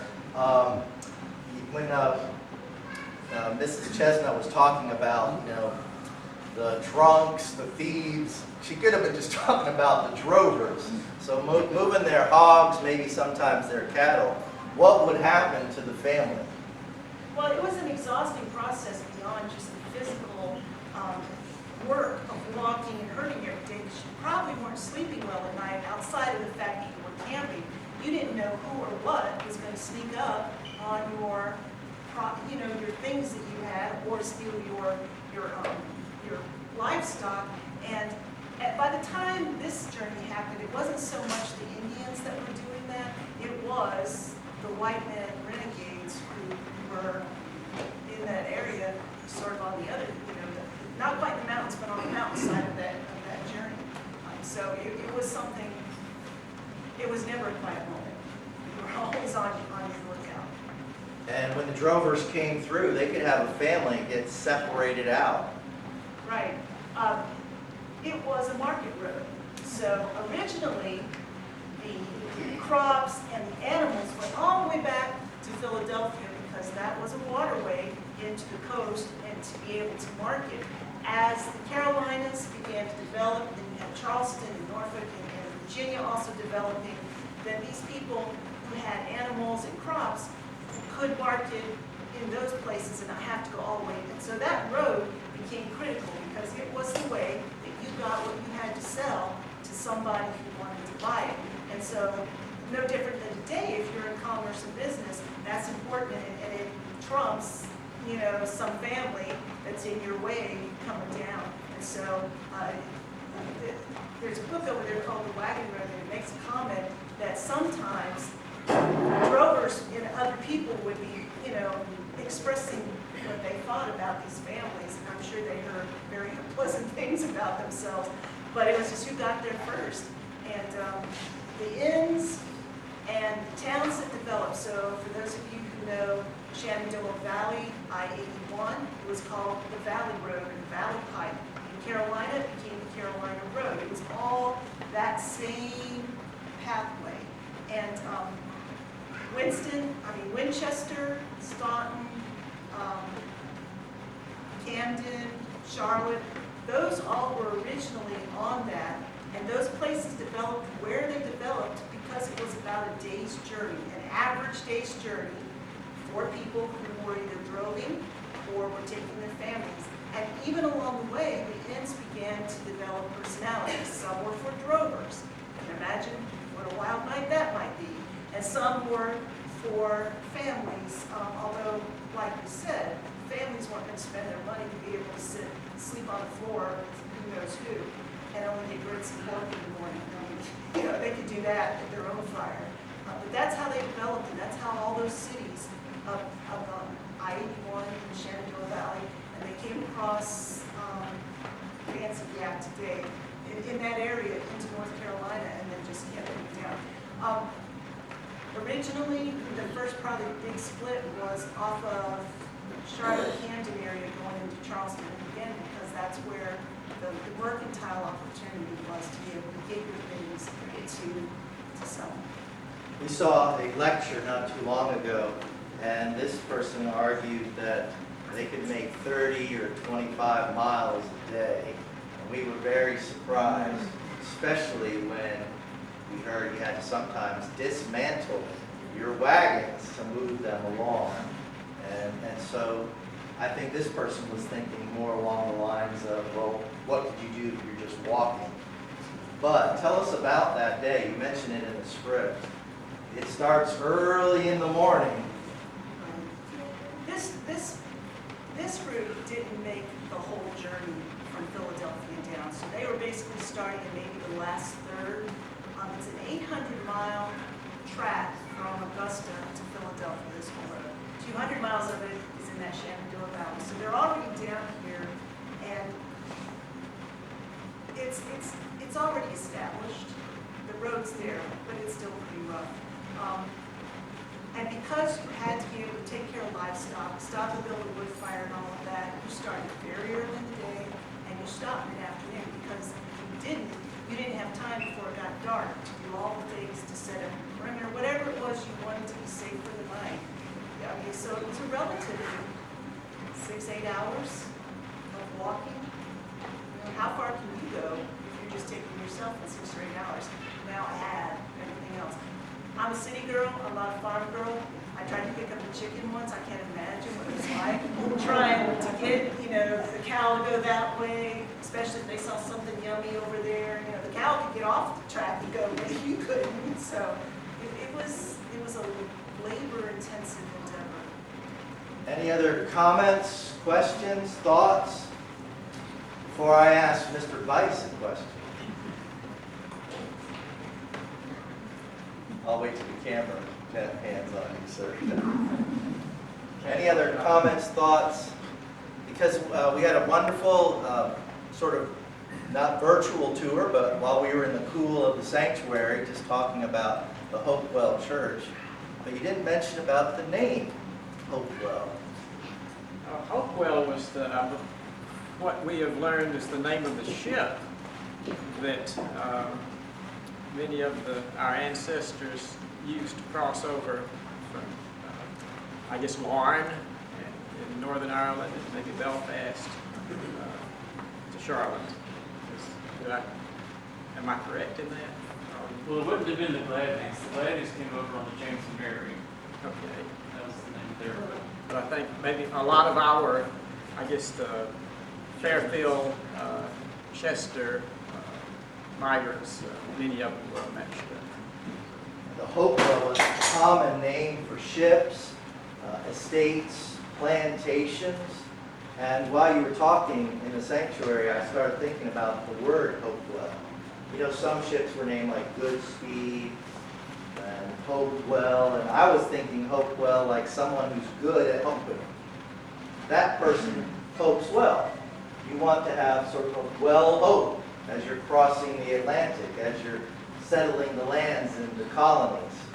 But I thought there's another option for hope well. And maybe this can be a blessing for here, and for your ministry, sir, for your family. Think of a well. And you put the bucket in to bring up the water. But a hope well, you put the bucket in to bring up water. Hope. Hope.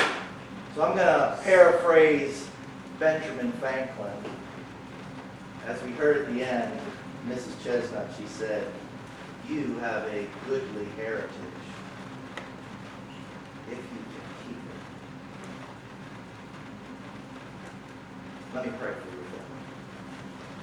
Heavenly Father, as we traversed all the way to Oklahoma, I remember my wife saying many times, "We can do this in an air-conditioned car." Those pioneers, those families, those family units, we pray for that same endurance, that same optimism here. Even a family reunion like this, coming together, supporting each other, sharing stories, searching out the citations, the references, searching out the documentation so that the story can be passed on. It's a goodly heritage, Lord. We ask your blessing upon it, and I ask that each one here learns to keep it. In Christ's name, amen. Amen. John Paul, thank you so much.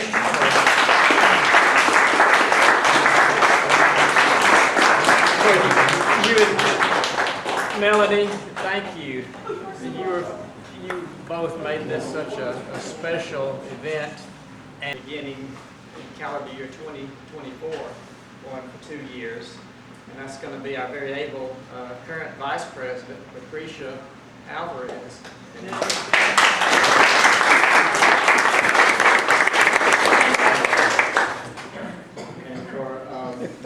And then after some lengthy debate and arm twisting and coercion, I think Janice Sincash graciously allowed her name to be submitted as vice president with some qualifications, I think, but nevertheless she has agreed to be our new vice president beginning 2020. Stand up, Janice. We're so thankful for that. So thank you.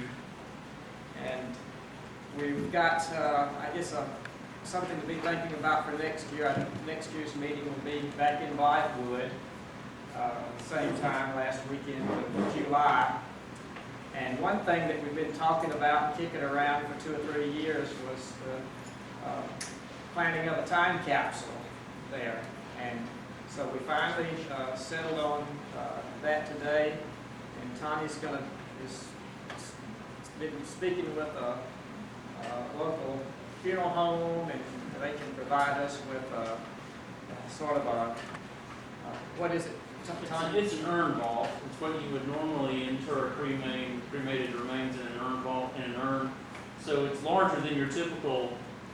A typical time capsule is more cylindrical with 2 ends on it, but we decided that if we really wanted to put anything of size in it, the best thing to do is to get something a little larger, and the urn vault's going to be about that square, and you can seal it. It's going to be stainless steel, so it won't rust.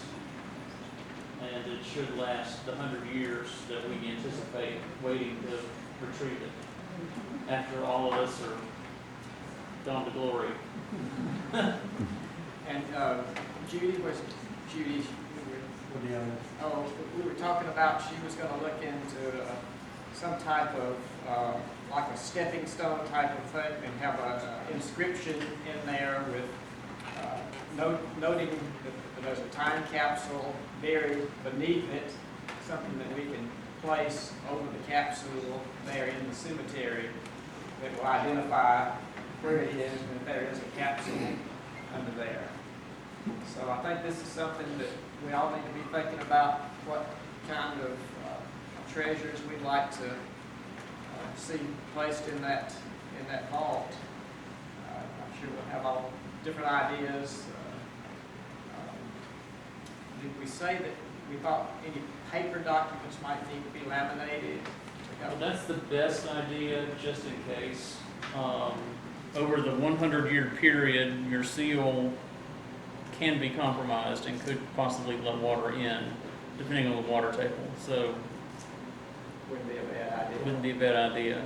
And even things like computer discs or You wouldn't be able to read them because it would change, the printers would have changed over that period. Right, yeah.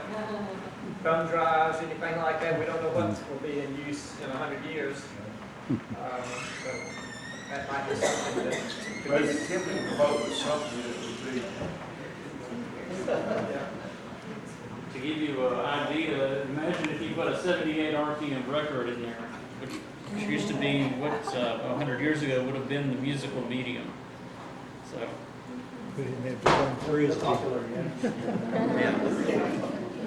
And besides, so be thinking about that. Bring items. I think we'll probably on Gladney, maybe keep you posted and give reminders of the need to be thinking about what you want to bring and have placed in this capsule. And we'll have a ceremony there during the reunion, and whatever you call, whatever the correct term would be, committing the time capsule to rest. We're also discussed some cemetery maintenance issues. Last year were Jim and Judy informed us of a tree that was, I think it already died and was hollow, or The big tree that's right in the middle of the cemetery on that one side, the only one inside the fenced area. If you look up at the top, you can see where it's rotted. It's starting to rot, which means it's going to be coming down. And with those vault type plots right next to it, it's just a matter of time before we have some damage. And we look. I brought it up because I thought it might be a good idea to look at getting it out of there while we can bring it down in pieces and safely and not damage what you work so hard to keep.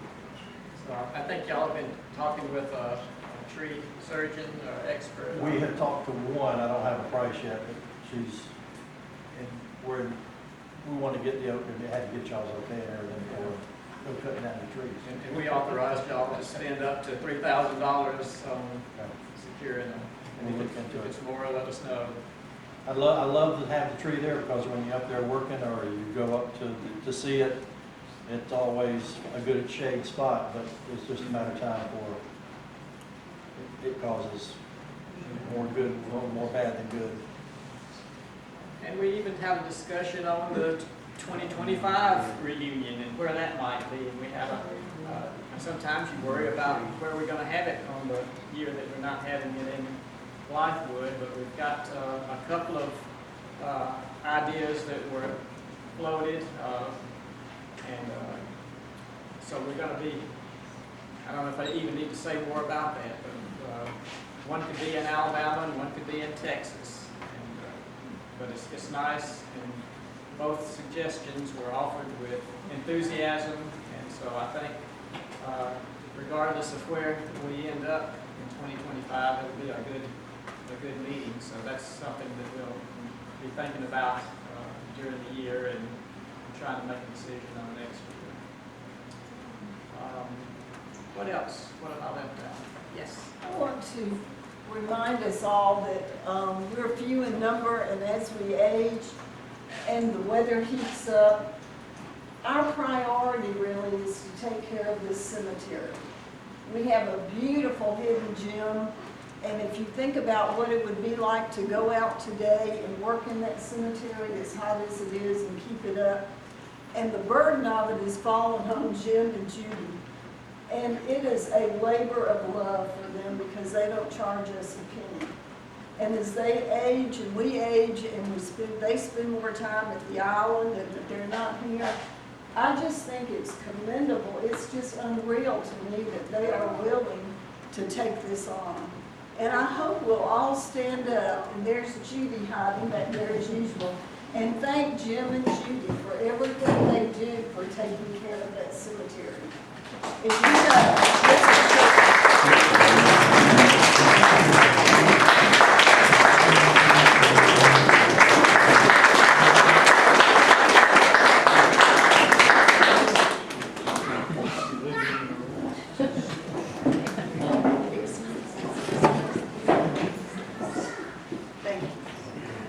Thank y'all.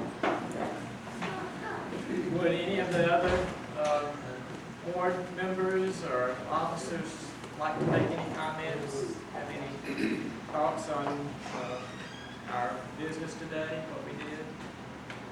I might just let everyone know who we are. Please, if you're on the board, please stand and state your name. Well, my name is Tawny Adams. My great-great-grandmother, Mary Elizabeth Gladney, married James Kennard Adams, and I'm the secretary, have been for a few years. Dan Gladney gladly passed the torch to me several years ago and said, "It's all yours, Tawny." So I said, "Thank you."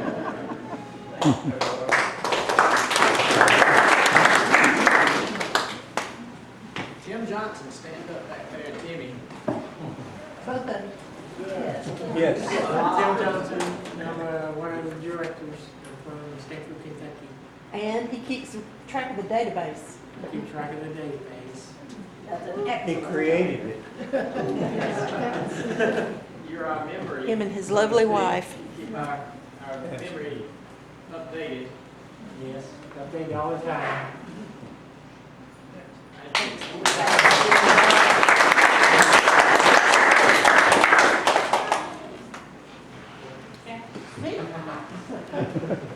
You didn't say me, did you? My name's Kathy Newman. I'm a 2-year director, former president and former Gladney Graham editor.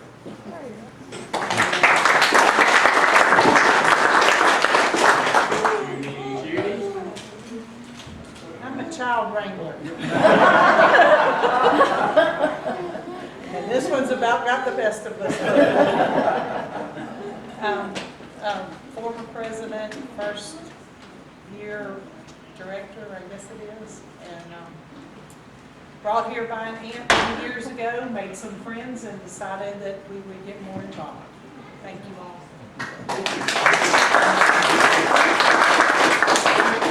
Terry. Terry's there too. That's been a long time. I'm a former president, and my dad was president. Yeah, my dad was president at one time too. So, long trail. From the great Shelby State. Huh? From the Shelby State, right? From the Shelby State, yes. Yes. Daniel Boone led us all there, didn't he?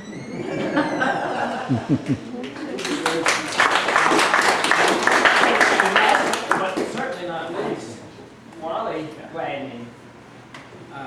Let's see, I'm a historian, I guess you call it, and former president back in 1992,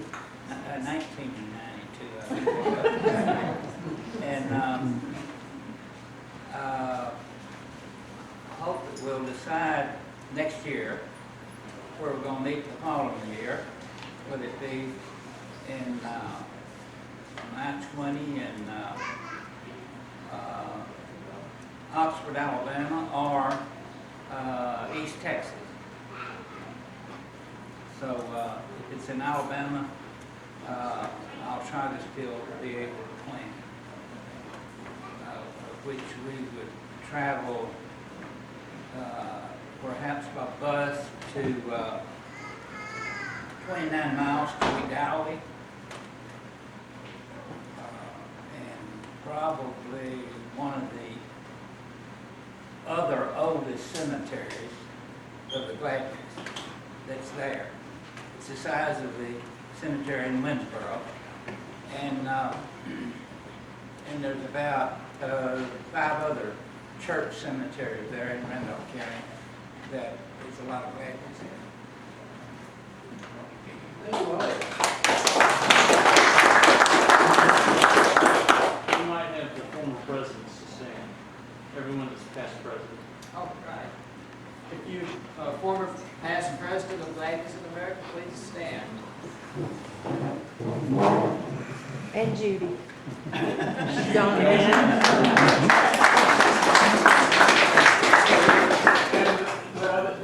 Janice, you didn't stand up. John Gladney and Dan Gladney.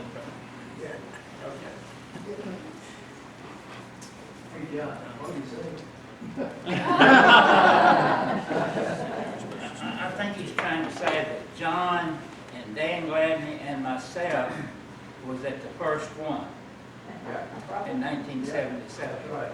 I was there at 76. I was elected in Okay, 76. And I would like all those Gladneys, Wally, John, Dan, and Doug. I'd like y'all to come up so I can get your picture, please. You too.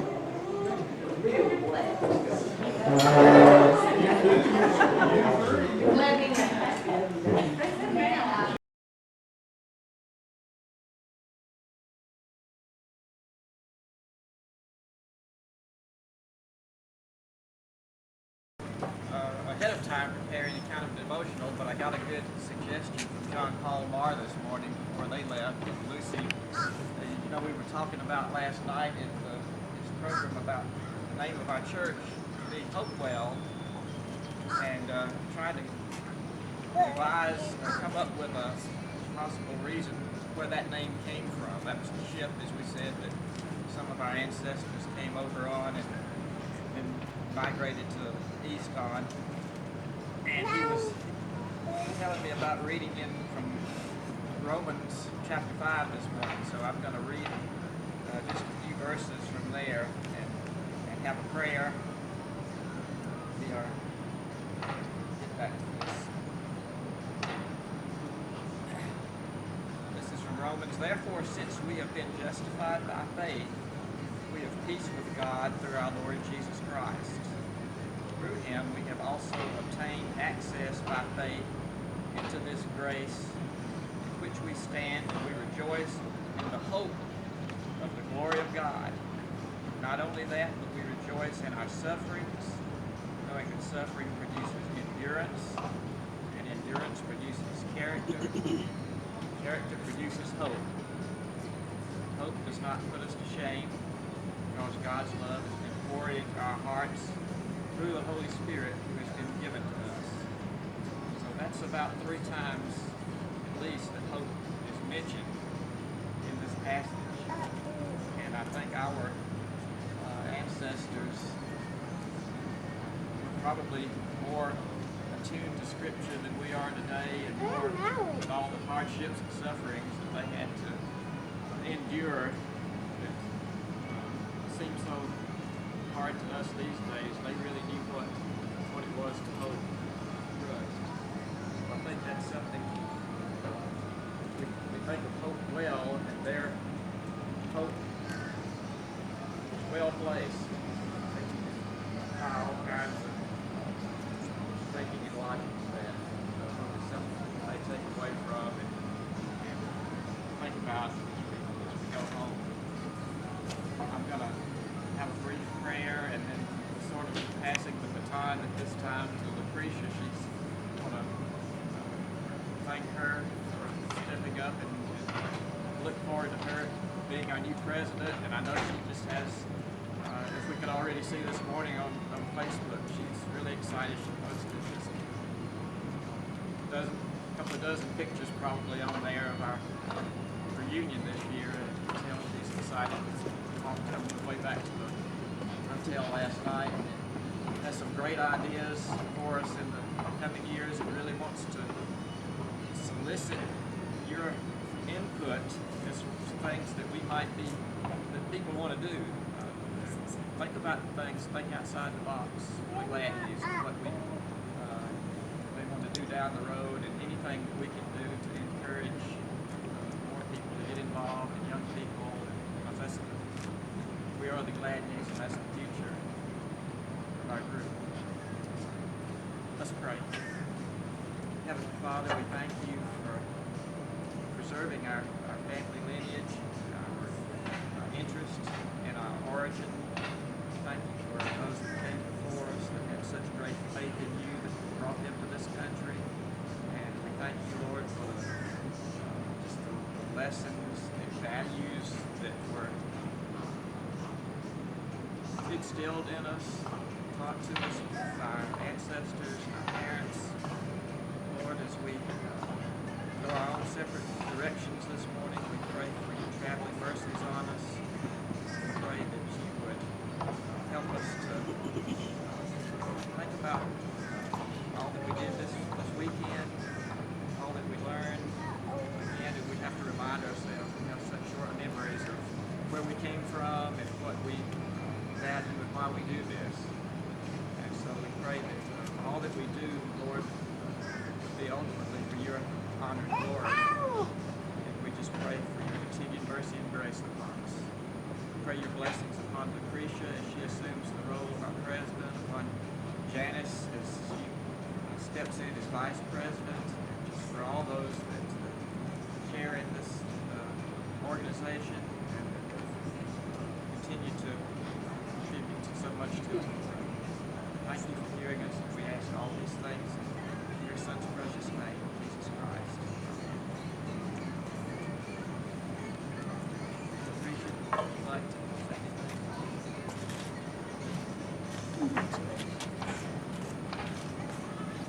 First off, I want to thank God for our family unit, and how precious it is that we have this message of hope well. My hope for the future of Gladney's is for us to continue honoring our fathers and mothers, and that's part of my blessing of being connected with this group. Many of you still remember my mother, and she's been gone 10 years now. And you know my sister Dale, who lives in South Carolina and is able to attend a lot of these. My hope is to get all of my cousins to come next year. A lot of them that were in Fort Worth, met a bunch of them in Fort Worth. And so yesterday, riding back in the car with John, bless his heart, I'm like, sorry, I gotta send my text. Hear ye, to all of my cousins. Save the date, and we want you to attend next year's reunion in South Carolina. I hope that maybe you will put that message out to your cousins, your children, your grandchildren. We can't lead a horse to the water to drink, but we can invite them. So let's all try to invite. It's the only way that, we want to continue it to grow, and that's one of my well wishes and one of my hopes for the future of Gladney. I'm honored, I'm blessed, and I'm going to keep it brief because I know you don't like the sunshine, but thank God He protected us with good weather. It wasn't too hot. I think we all had a really, really good time. We miss those that have passed on, but we know that we'll see them again one day. And I just pray that we all will have a really great year and be able to meet again next year. So do that invite to your people. I know I hear you talking about, oh, so-and-so wanted to come. Well, is that so-and-so on our list? Give me those names. Keep reaching out to them. Give me their names, their email. Let's get them on the list. If I can start doing some correspondence. Also, we have Gladneys in lots of different states. And so reach out to those around you. Reach out to those who have changed their email, moved, changed their phone numbers. We're getting those updates a little better, but we can't do it alone. It takes all of us to make it happen. Okay, and I'm going to ask Dan to close us out in our traveling prayers. Thank you, Lucretia. I want to say before we end our journey together this weekend that we have a vibrant future ahead of us, and we have a wonderful, incredible history behind us. And I believe this is the 47th year for Gladney's in America Reunion, if I'm counting right, which is an amazing run for that. And I hope that we will continue on as far as we can take it and bring some more people in like Lucretia's talking about. Judy and I talk it up with our family because we love being here with you, and they know of it, but they're not ready to commit. But at the last minute, I get correspondence from daughter, granddaughter, now they're wanting to get involved with it, and these young people sometimes don't make plans far enough ahead, But anyway, it's always good to be with you. And John, I appreciate your prayer for the day. And as we leave here, let us remember that we can do what Christ has asked us to do with each other, and what we ask Christ to do for us. Join with me now as we say, "May your face shine upon us and be gracious to us. May you lift up your countenance, O Lord, with us, to us, for us, and give us peace and safe travels as we go." Amen. Thank you. Okay, we'll see y'all next year in South Carolina. It's been And great. get on Facebook if you're not on Facebook. Check out that Facebook page if you're on Facebook. If you're not on Facebook, I understand. None of my sisters are either. But I do keep up with a lot of cousins.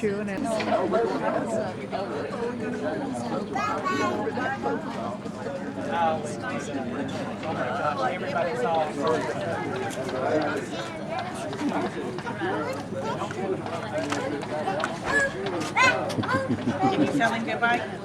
Bye. Bye.